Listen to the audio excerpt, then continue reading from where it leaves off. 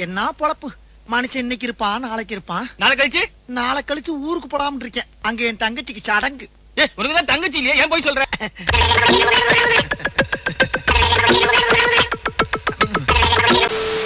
வணக்கம் கிரிக்கெட் ரசிகர்களே, welcome back to Tamil cricket trolls. இன்னைக்கு மேட்ச் பத்தி நம்ம ரிவ்யூ பார்த்தோம்னா டெல்லி விசஸ் லக்னோ மேட்ச் பத்தி. இந்த வீடியோ பத்தி பாக்குறதுக்கு முன்னாடி தொக்கா வந்து மாட்டிருக்கான். ஸ்மிருதின் ப்ரோ, உங்க ஒப்பீனியன்? மீம்ஸ் பாத்தீங்களா நம்ம பேஜ்ல? இல்ல, கண்டிப்பாவே வந்து இத பத்தி நம்ம நிறைய பேச போறோம். அலப்பற கிளப்புறோம், ரவுமான பொழக்கிறோம். அதான் இன்னைக்கு நமக்கு மெயின் மோட்டிவ். இன்னைக்கு நான் என்னப்பா நினைச்சேன், எடுத்தோடனே ஃப்ரேசர் மெகருக்கு அவுட், அவன் தான் அவுட் ஆயிட்டான் அப்படின்னு பார்த்தா வரிசையா இன்னும் 2 விக்கெட் விழுந்துச்சு. சர்துல் தாக்கூர் ரிடம்ஷன் வேற அப்படின்னு நினைச்சிட்டு இருந்தேன். இப்படி விப்ராஜ் யாருக்குமே தெரியாத ஒரு பேட்ஸ்மேன் வந்து அடிப்பாருன்னு எதிர்பார்க்கல. சரி, அவர் அவுட் ஆன அப்புறமாவது மேட்ச் கையில இருக்குன்னு தான் நினைச்சிட்டு இருந்தா அசுட்டோஸ் செஞ்சு விட்டாரு. ஃபர்ஸ்ட் நம்ம லக்னோவோட பேட்டிங் பத்தி பேசிடலாம். மிச்சல் மார்ஷ பத்தி பேசுங்க தலைவரே. இப்ப பேசுங்க, 2 பேரும் ஐயத்தக்கான்னு குச்சிங்களே. இப்ப பேசுங்க. படவே படாது, அடிக்கவே மாட்டான். நான் இத்தனைக்கும் மேட்ச் ஸ்டார்ட் ஆகிறதுக்கு முன்னாடி இன்னைக்கு நான் மீன் போட்டேன், டுடேஸ் பைசன் ஷோன்னு. அதே மாதிரி இன்னைக்கு 70 ரன் ப்ரோ, வேற லெவல் ஆடினாரு. ஷார்ட் பாலா போட்டு கொடுத்தானுங்க. அதுவும் வெஸ்டர்ன் ஆஸ்திரேலியால வளர்ந்த பிளேயர் அடி பொழந்துட்டாரு. I am so happy. அப்படியே எனக்கு குதிச்சு டான்ஸ் ஆடணும் போல இருக்கு. பட் ஓகே, கண்ட்ரோல் பண்ணிக்கிறேன். ஆமா, கொஞ்சம் போர் பவுலிங் கூட. மிச்சல் மார்ஷ் மாதிரி ஒரு பேட்ஸ்மேனுக்கு நீங்க ஷார்ட்டா போட்டீங்கன்னா அவர் வச்சு வாங்க தான் போறாரு. ஃபர்ஸ்ட் பால்ல இருந்தே ஒரு அட்டாக்கிங் இன்டர்ட் செம்ம அடி. ஒரு அடியும் நம்மள அடிச்சு ஸ்டார்க்கே பொழந்துட்டாரு ப்ரோ. அதான் ஹாப்பி எனக்கு. போட்டு ஸ்டார்க்க மரணடி. ஆமா, நீ ஆடு கபிலா, அது உன் காலங்கிற மாதிரி ஆடு ப்ரோ. ஒருத்தர் கமெண்ட்ல வேற போட்டிருந்தாரு ப்ரோ, இந்த மாதிரி மிச்சல் மார்ஷ் பிஆர் கூட இப்படி எல்லாம் பண்ண மாட்டாங்க, நான் உங்களுக்காகவே மேட்ச் பாக்குறேன், என்னதான் இன்னைக்கு அடிக்கிறான்னு பாப்போம்னாரு. கண்டிப்பா லக்னோ பேட்டிங் பத்தி பேசணும்னா அந்த நிக்கோலஸ் பூரனோட டிராப் கேட்ச் வந்து வாஸ் வெரி இம்பார்ட்டன்ட். ஏன்னா வந்து அந்த ஸ்டேஜ்ல வந்து பிடிச்சிருந்தாங்க அப்படின்னா கேம் கம்ப்ளீட்டா மாறி இருக்கும். எப்படி வேணா என்ன ஆயிருக்குன்னே, லைக் இன்னும் இந்த ஸ்கோர் கூட வந்திருக்காது. பூரனோட இன்னிங்ஸ் தான் ப்ரோ கம்ப்ளீட்டா வந்து லக்னோ வந்து ஒரு கிரேட் டோட்டல் கொண்டு வந்துச்சு. ஒரு கண்டிப்பா மினிமம் ஒரு 20 to 30 run short at least with the score they had அந்த மிடில் ஓவர்ஸ்ல. பாத்தீங்கன்னா லக்னோ பேட்டிங் பாத்தீங்கன்னா ஷர்துல் தாக்கூர் இன்னைக்கு 7ல வந்தாரு, ஷபாஸ் அஹமத் 8ல வந்தாரு. ஸோ மற்ற டீம்ஸை கம்பேர் பண்றப்போ ஓகே, எங்க டாப் 6 நல்லா இருக்கு. ஓகே, அதே மாதிரி பதோனியுமே வந்து அந்த 6ல ஃபிட் ஆக மாட்டாரு. பட் ஓகே, எப்படியோ ஒரு 6 பேர் வச்சு மேனேஜ் பண்ணிடுறாங்க. பட் அந்த 7 and 8 எப்பவுமே வந்து நான் நிறைய தடவை சொல்லியிருக்கேன், அந்த கடைசி க்ரூஷியல் ரன்ஸ், கிரன்ச் ரன்ஸ் வந்து அந்த 7 and 8 தான் கொடுக்க முடியும்னு. ப்ரோ, இதுல எப்படி ஆயுஷ் பதோனி ஒரு பினிஷரா கன்சிடர் பண்றாங்கன்னு எனக்கு புரியல. அவருக்கு அந்த அளவு பவர் கிடையாது, டைமிங்ல தான் பிளே பண்ணணும்.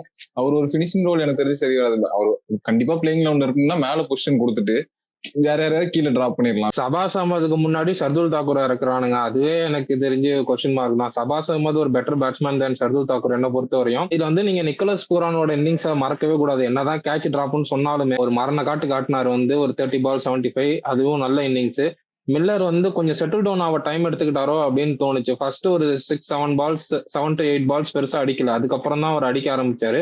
மில்லர் ஆக்சுவலி அந்த கடைசி 2 6 வந்து மோஹித் சர்மாவை ப்ரெடிக்ட் பண்ணி அடிச்சிட்டாரு. இல்லாட்டி ரொம்ப ஸ்கிராச்சி நாக் தான் ப்ரோ. ரொம்ப இல்ல, அது வந்து அந்த ஓவர்லயே பாத்தீங்கன்னா அதுக்கு முன்னாடி 2 பால் ஒய்டரா போட்டுட்டு இருந்தாரு மோஹித் சர்மா. அந்த 2 பால் கரெக்டா பாடி லைன்ல போட்டாரு, கரெக்டா கனெக்ட் பண்ணிட்டாரு. வெளியில வந்து அந்த மிடில் ஓவர்ஸ் சூப்பரா குல்தீப் யாதவ் இன்னைக்கு பயங்கரமா போட்டாரு. ஆல்மோஸ்ட் 2 மெய்டன் ஓவர்ஸ் போட்டிருப்பாரு. ரிசர்வ் பண்றலாம் செட் பண்ணி எடுத்த மாதிரி இருக்கு. அவருக்கு அந்த ரூமே கொடுக்கல, ஃபுல்லா ஆஃப் சைட்ல வச்சு போட்டு தூக்கி நேரா கையில கொடுத்துட்டு போயிட்டாரு. அவங்க பேட்டிங் மறுபடியும் லோவர் ஆர்டர் கொஞ்சம் வீக்காவே இருக்கு. மிடில் ஆர்டர் பயங்கர ஸ்ட்ராங்கா இருக்காங்க. டாப் ஆர்டர் ஓகே, மார்க்ரம் வச்சுதான் ஓபன் பண்ணி ஆகணும். சோ அதையும் பண்ணாங்க. டாப் ஆர்டர் ஃபயர் ஆச்சு, மிடில் ஆர்டர் ஃபயர் ஆச்சு. அதே மாதிரி நம்ம சொன்ன மாதிரியே லோவர் ஆர்டர்ல கன்சர்ன் இருந்துட்டு தான் இருக்கு. பெருசா இன்னைக்கு ஃபயர் ஆகல, அதனாலே அவங்க இன்னைக்கு மேட்ச் தோத்தாங்க. பண்ட் டக் அவுட் ஆனதுக்கு அப்புறம் ஓனர் குஷியை பாத்தியா? இல்ல, மெயின் இன்னைக்கு கான்செப்டே வந்து ஓனர் மேலதான் கையை கொடுத்துட்டு ஒரு கொண்டாட்டம் அந்த மொட்டையனுக்கு. இங்க இருந்து எல்எஸ்ஜி ஓனர் வைத்தெறிஞ்சிட்டு இருக்கப்ப அங்க அவர் அப்படியே ஆப்போசிட்ல பார்த்தா நம்மளும் மறைச்சிட்டு இருக்காரு. இல்ல, இன்னைக்குதான் வந்து ஐபிஎல்லே ஸ்டார்ட் ஆன மாதிரி இருக்கு. இந்த மாதிரி மேட்ச் தான் எக்ஸ்பெக்ட் பண்றோம். நம்ம ஆல்ரெடி நடந்த மேட்ச் எல்லாமே ஒரு ஒன் சைடட் மேட்சா தான் போச்சு. எஸ்ஆர்ஹெச் மேட்சா இருக்கட்டும், ஆர்சிபி மேட்சும் ஒன் சைடட் தான். சிஎஸ்கே என்னதான் லாஸ்ட் ஓவர் வரையும் போனாலும் எப்பவுமே அவங்க அப்பர் ஹேண்ட் இருந்துட்டே இருந்தாங்க. அதுவும் ஒரு ஒன் சைடட் மேட்ச் தான். இன்னைக்குதான் வந்துட்டு கடைசி வரையும் இது என்ன ஆக போகுது இந்த மேட்ச், நான் எல்எஸ்டி ஜெயிக்கணும்னு வேண்டாத கடவுள்லாம் வேண்டிக்கிட்டு இருந்தேன். ப்ரோ, ஆனா உண்மையாவே வந்து இன்னைக்கு செம்ம ஹாப்பி ப்ரோ. அந்த லிட்டரலி வந்து அந்த ரத்தம் ஒரு சொட்டு மிச்சம் இருந்தாலும்ங்கிற மாதிரி விளையாண்டாங்க டெல்லி. ஒரு விக்கெட் மிச்சம் இருந்தாலும் தான் டெல்லி என்ன மாதிரி நாக் ப்ரோ. அஸ்டோஸும் சரி, விப்ராஜும் சரி. விப்ராஜ் வந்து out of the box unexpected. ஏன்னா அஸ்டோஸ் லாஸ்ட் டைம் வச்சு நம்ம பாத்துருக்கோம். பட் விப்ராஜ் வந்து அவுட் ஆஃப் நோவேர் வந்து அந்த ஒரு பிளைண்டர் ஆடி கொடுத்தாரு. அதுதான் வந்து கம்ப்ளீட்டா ஹெல்ப் பண்ணுச்சு டீமுக்கு இந்த மாதிரி ஒரு டார்கெட்டை சேஸ் பண்ண. டெல்லி பவுலிங் பத்தி பேசணும் அப்படின்னா ப்ரோ, ஸ்டார்க் ரன்ஸ் போனாரு, பட் அதை குரூஷியல் விக்கெட்ஸ் எடுத்து கொடுத்தாரு. அதுக்கப்புறம் நம்ம ஸ்பின்னு வரப்போ நம்ம ப்ரிவியூலே சொன்ன மாதிரி தான் அக்ஷர் பட்டேல் வந்து அவரோட கோட்டாவே மொத்தம் 3 ஓவர் தான் போட்டாரு, லெஃப்ட் ஹேண்டர்ஸ் இருக்கிறதுனால போடலன்னு சொல்லிட்டு. பட் ஆனா எனக்கு தெரிஞ்சு அந்த 28 ரன் போறதுக்கு அக்ஷர் பட்டேல் போட்டிருந்தா ஒரு 15 ரன் போயிருப்பாரா மேக்ஸிமம். எனக்கு தெரிஞ்சு அக்ஷர் பட்டேல் பவர் பிளேல போட்டதுக்கான ரீசனே இதுதான், பின்னாடி எல்லாமே லெஃப்ட் ஹேண்டர்ஸ் வராங்கன்ட்டு ஓபனர் ரெண்டுமே அந்த ஃபேக்டரை ரொம்ப பாக்குறாங்களோன்னு தோணுது ப்ரோ. என்னதான் லெஃப்ட் ஹேண்டர் இப்ப எல்லாருமே அடி வாங்கும் போது அக்ஷர் பட்டேல் ஒரு ஓவர் ட்ரை பண்ணிருக்கலாம். பவர் பிளேல அக்ஷர் பட்டேல் 2 ஓவர் போடுறதெல்லாம் ஒத்துக்கவே முடியாது. ஏன்னா வந்துட்டு அவர் தான் வந்துட்டு அவரும் குல்தீப் யாதவ் தான் பிரேக் த்ரூ எடுத்து கொடுக்க பவுலர். இப்ப டெல்லி லைனப்ல பாத்தீங்கன்னா விக்கெட் டேக்கர்ஸ் அவங்க தான். அதனால வந்து அவங்க மிடில் தான் போட்டிருக்கணும். மேபி ஒரு ஓவர் பவர் பிளேல தள்ளி இருக்கலாம். ஆனா 2 ஓவர் போட்டு அடிச்சிட்டாங்க அக்ஷர் பட்டேல் அன்னைக்கு. அதே மாதிரி லெஃப்ட் ஹேண்ட் பேட்ஸ்மேன் ஆடுறப்போ ரைட் ஆர்ம் ஆஃப் ஸ்பின்னர் போடலாம் அப்படின்னு சொல்றாங்க. அப்போ ஸ்டப்ஸ் போட்டு 28 ரன் போச்சு. சோ என்னதான் இருந்தாலும் குவாலிட்டி தான் மேட்டர்ஸ். சோ என்ன பொறுத்த வரைக்கும் அடுத்த மேட்ச்லாம் வந்து இதை கண்டிப்பா கரெக்ட் பண்ணணும். மோஹித்தோட good death bowling except for those last 2 balls. அதே மாதிரி முகேஷ் குமாருமே வந்து கொஞ்சம் டீசெண்டா போட்டாரு. பட் கால்ல injury, ankle problem. So we'll see. Hopefully Natarajan comes back soon. இல்ல மோஹித் சர்மா இன்னைக்கு ரொம்ப நல்லாவே போட்டார். அந்த லாஸ்ட் 2 balls தான் வந்துட்டு கொஞ்சம் லூஸ் பால் ஆயிருச்சு. மத்தபடி வந்துட்டு அவர் பவுலிங் வந்து ரொம்பவே எக்ஸப்ஷனலா இருந்துச்சு. அதே மாதிரி குல்தீப்க்கு கண்டிப்பா கிரெடிட்ஸ் கொடுக்கணும். ஏன்னா அந்த வந்து கான்டெக்ட் ஆஃப் த கேம்ல வந்து இந்த மாதிரி ஒரு ஸ்பெல்லாம் வந்து வேல்யூ ஆஃப் கோல்டு தான். ப்ரோ யோசிச்சு பாருங்களேன், இந்த பவுலிங் அட்டாக்ல நட்டுவும் சேர்ந்தா அது எப்படி இருக்கும்னு பாருங்களேன். சீரியஸாவே வந்து looks a very formidable thing. On the whole வந்து பவுலிங் ரொம்ப நல்லா இருக்கு. அந்த ஸ்டப்ஸுக்கு அந்த ஒரு ஓவர் தான் மிஸ்டேக் பண்ணிட்டாங்களோ அப்படின்னு தோணுது.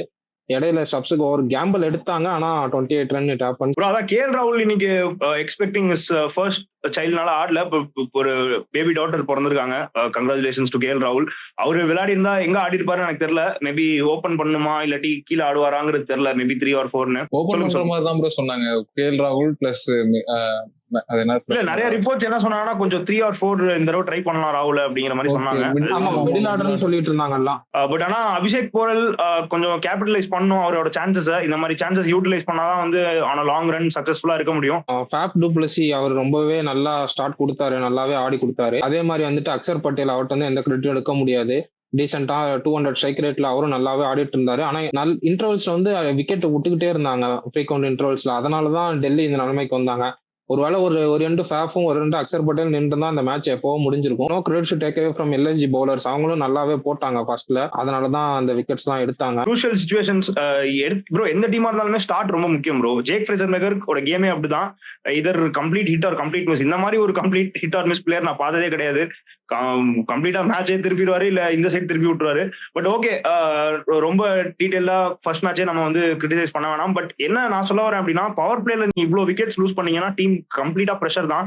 அஸ்டோஸ் வந்து இந்த பிரஷரை ஹேண்டில் பண்ணி ஆடி கொடுத்தாரு. பட் எல்லா தடவையும் இப்படி நடக்குமாங்கிறது தெரியல. எஸ்பெஷலி சமீர் ரிஸ்வியோட விக்கெட் அந்த டைம்ல எதுக்கு என்ன பொசிஷன் என்ன ரோல் காமிச்சாங்கன்னு எனக்கு தெரியல. But at the same time போரலா இருக்கட்டும் எல்லாருமே வந்து ரெகுலர் இன்டர்வல்ஸ்ல லூஸ் பண்ணது was very difficult for Delhi Capitals. Tristan Stubbs சொல்லணும், பயங்கரமான ஒரு இன்னிங்ஸ். அவருமே ரொம்பவே நல்லா ஆடினாரு. இடையில வந்துட்டு நல்லா ஃபயர் பவர் காமிச்சாரு. அவருக்கு நின்று முடிச்சு கொடுப்பாருன்னு நினைச்சேன். ஆப்வியஸ்லி அவரும் அவுட் ஆயிட்டாரு. ப்ரோ கண்டிப்பா வந்து லக்னோட பவுலிங் கிரெடிட்ஸ் கொடுத்தே ஆகணும். ஏன்னா இந்த மாதிரி ஒரு இன்எக்ஸ்பீரியன்ஸ்ட் ஒரு புது ஃபேஸஸ் வச்சு இவ்வளவு தூரம் வந்து ஆடுறதுங்கிறது it's not easy thing to do. எல்லாமே வந்து இன்எக்ஸ்பீரியன்ஸ் பீப்புள். அந்த பிரின்ஸ் யாதவா இருக்கட்டும், திக்வேஷா இருக்கட்டும், எல்லாமே வந்து இப்பதான் ஆடுறாங்க. ஸோ இந்த பவுலிங் யூனிட்டை வச்சு இவ்வளவு தூரம் ஃபைட் பண்ணது it's a great thing to do. Ravi Bishnoi மட்டும் தான் கொஞ்சம் எக்ஸ்பீரியன்ஸ்ட் அதுல. Or Shardul Thakur maybe.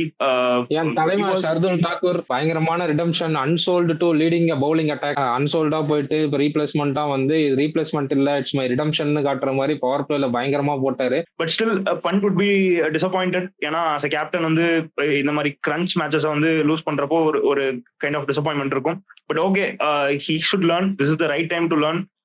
Already டெல்லிக்கு இல்ல பண்டும் வந்து ஆப்ஷன்லெஸ்ஸா தான் இருந்தாரு. பெருசா ஃபாஸ்ட் பவுலர் இல்ல, ஃபுல்லா ஸ்பின்னர்ஸ் தான் ரொட்டேட் பண்ணி ஸ்பின்னர்ஸ் நல்லா பண்ணாங்க. ஆனா அந்த லாஸ்ட் ஓவர்லாம் பாருங்க, ஒரு ஆப்ஷனே இல்லாம சபாஸ் அகமது தான் போற மாதிரி இருக்கு. பண்ணிட்டு இன்னைக்கு மேட்ச் முடிஞ்சோன்னா நேரா வேக வேகமா ரூமுக்கு ஓடி போய் கதை சாத்திட்டு உட்காந்துருப்பாருன்னு நினைக்கிறேன், ஓனர் கண்ல மாட்டாம. இல்ல அந்த கடைசி இதுல வந்து 5 balls 6 to win இருந்துச்சா, அப்போ வந்து அந்த ஃபீல்டர்ஸ் வந்து இன்னுமே நீங்க க்ளோஸா நிப்பாட்டி இருக்கலாம். இன்னுமே எல்லா ஃபீல்டர்ஸையும் உள்ள வச்சு நீங்க கேம்பிள் எடுத்திருக்கலாம். ஏன்னா சிங்கிள் போச்சுன்னா கம்ப்ளீட்டா மேட்ச் முடிஞ்சு, ஓகேவா? ஏன்னா அஸ்டோஸ் இருக்கிற ஃபார்முக்கு சிங்கிள் போச்சுன்னா கண்டிப்பா கேம் ஓவர். ஸோ அந்த சிங்கிள் நீங்க ஸ்டாப் பண்ணா எல்லா ஃபீல்டர்ஸையும் தைரியமா உள்ள வைங்க. எல்லாரையும் நீங்க உள்ள வச்சு போடுங்க.